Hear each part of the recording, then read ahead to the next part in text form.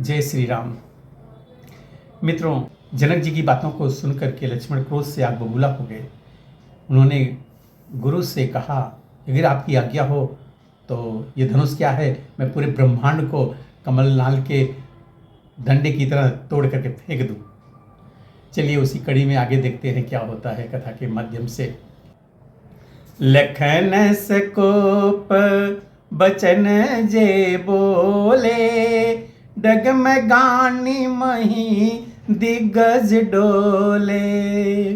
सकल लोग सब भूप डराने, सियहि हरसु जन कुस कुचाने।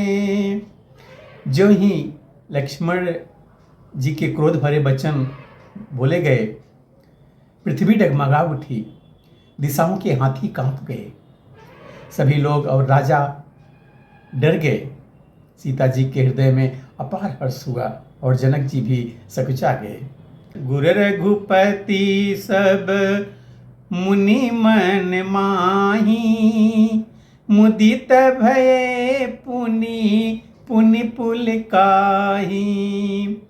सयनहि रघुपति लखनु निवारे, प्रेम समेत निकट बैठारे। गुरु विश्वामित्र जी, श्री रघुनाथ जी और सब मुनि मन में प्रसन्न हुए और बार बार पुलकित होने लगे। श्री रामचंद्र जी के इशारे से लक्ष्मण जी को मना किया। श्री रामचंद्र जी ने इशारे से लक्ष्मण जी को मना किया और प्रेम सहित अपने पास बैठा लिया।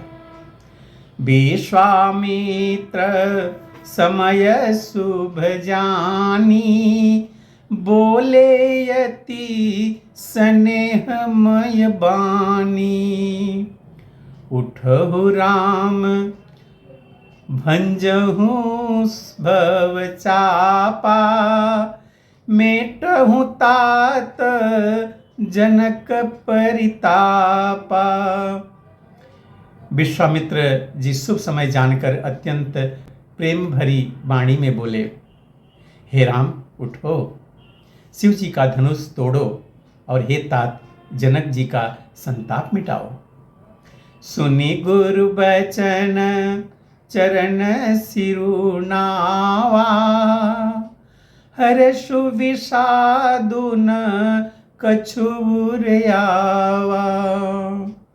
ठाड़े भये उठी सहज सुभाए, ठवनी जुबा मृग राजुल जाए। गुरु के वचन सुनकर श्री रामचंद्र जी ने चरणों में सिर नवाया। उनके मन में ना हर्ष हुआ और ना ही विषाद। वह अपनी एड़ मतलब खड़े होने की शान से जवान सिंह को लजाते हुए सहज स्वभाव से ही उठ करके खड़े हो गए। उदित उदय गिरि मंच पर, रघुबर बाल पतंग। बिकसे संत सरोज सब, हर्षे लोचन भृंग। मंच रूपी उदयाचल पर रघुनाथ जी रूपी बाल सूर्य के उदय होते ही सब संत रूपी कमल खिल उठे और नेत्र रूपी भंवरे हर्षित हो उठे। निपन केरी आसानी सिनासी, बचन नखत यव लीन प्रकाशी। मानव महीप कुमुद सकुचाने, कपटी भूप उलूक लुकाने। राजाओं की आशा रूपी रात्रि नष्ट हो गई। उनके वचन रूपी तारों के समूह का चमकना बंद हो गया। वे मौन हो गए। अभिमानी राजाओं के कुमुद संकुचित हो उठे और कपटी राजा रूपी उल्लू छिप गए। भये बिशोक कोक मुनि देवा, वरिसहि सुमन जना वही सेवा। गुरुपद बंदी सहित अनुरागा, राम मुनि न सब राम मुनि न सन आय सुमांगा।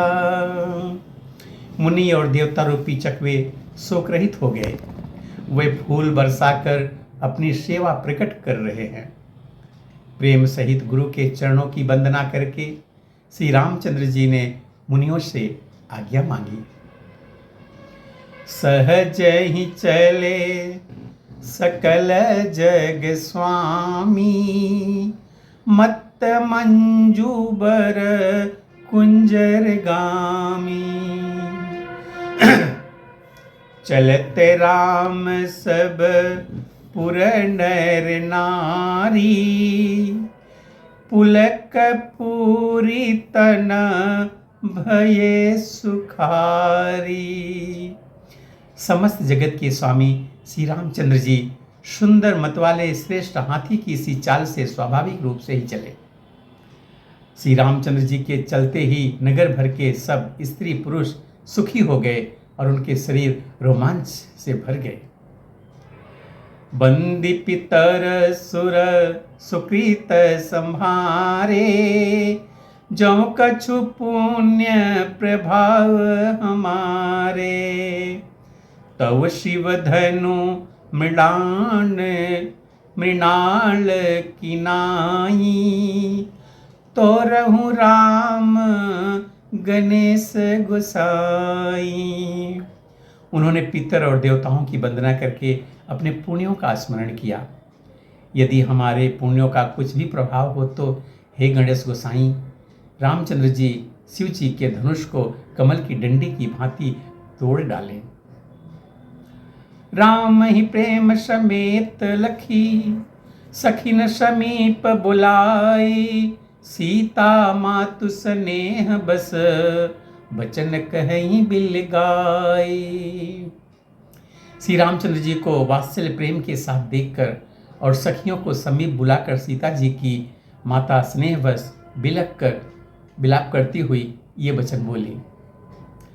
सखी सब कवतुको देख निहारे, जेई कहावत हितु हमारे। को न बुझाई कहई गुरु पाही, ये बालक असी हठ भली नाही। हे सखी, ये जो हमारे हितु कहलाते हैं वे भी सब तमाशा देखने वाले हैं। कोई भी इनके गुरु विश्वामित्र जी को समझा कर नहीं कहता कि ये राम जी बालक हैं। इनके लिए ऐसा हठ करना अच्छा नहीं है। जो धनुष रावण और बाणासुर जैसे दिग्विजयी वीरों के हिलाई ना हिल सका, उसे तोड़ने के लिए मुनि विश्वामित्र जी का राम जी को आज्ञा देना और राम जी का उसे तोड़ने के लिए चल देना रानी को हट जान पड़ा। इसलिए वे कहने लगी कि गुरु विश्वामित्र जी को कोई समझाता क्यों नहीं है। रावण बाण छुआ नहीं चापा, हारे सकल भूप करिदापा। सो धनुराज कुंवर कर देही, बाल मराल की मंदर लेही। रावण और बाणासुर ने जिस धनुष को छुआ तक नहीं और सब राजा घमंड करके हार गए, वही धनुष इस सुकुमार राजकुमार के हाथ में दे रहे हैं। हंस के बच्चे भी कहीं मंदराचल उखाड़ सकते हैं। भूप सयानप सकल सिरानी, सखी विधि गति कछु जाति न जानी।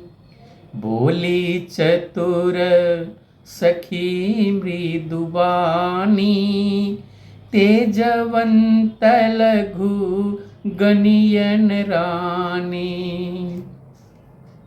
और तो कोई समझाकर कहे या ना कहे, राजा तो बड़े समझदार और ज्ञानी हैं।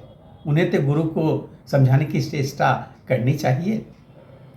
परंतु मालूम होता है राजा का भी सारा सयानापन समाप्त हो गया है। हे सखी, विधाता की गति कुछ जानने में नहीं आती। यूं कहकर रानी चुप हो गई। तब एक चतुर राम जी के महत्व को जानने वाली सखी कोमल वाणी में बोली, हे रानी, तेजवान को देखने में छोटा होने पर भी छोटा नहीं गिनना चाहिए। कहाँ कुंभज कहाँ सिंधु य पारा, सो स्यों सुजसु सकल संसारा। रवि मंडल देखत घुलागा, उदयता सो त्रिभुवन तम भागा। कहाँ घड़े से उत्पन्न होने वाले छोटे से मुनि अगस्त और कहाँ अपार समुद्र, किंतु उन्होंने उसे सोख लिया जिसका सूर्य सारे संसार में छाया हुआ है। सूर्यमंडल देखने में छोटा लगता है, पर उसके उदय होते ही तीनों लोकों का अंधकार मिट जाता है। मंत्र परम लघु जासु बस, विधि हरिहर सुर सर्व। महामत्त गजराज कहूँ, बस कर अंकुश खर्व। जिसके बस में ब्रह्मा विष्णु शिव और सभी देवता हैं, वह मंत्र इतना छोटा होता है। महान मत्त वाले गजराज को छोटा सा अंकुश बस में कर लेता है। मित्रों, अब आगे की कथा हम अगले वीडियो में देखेंगे। तब तक के लिए जय श्री राम।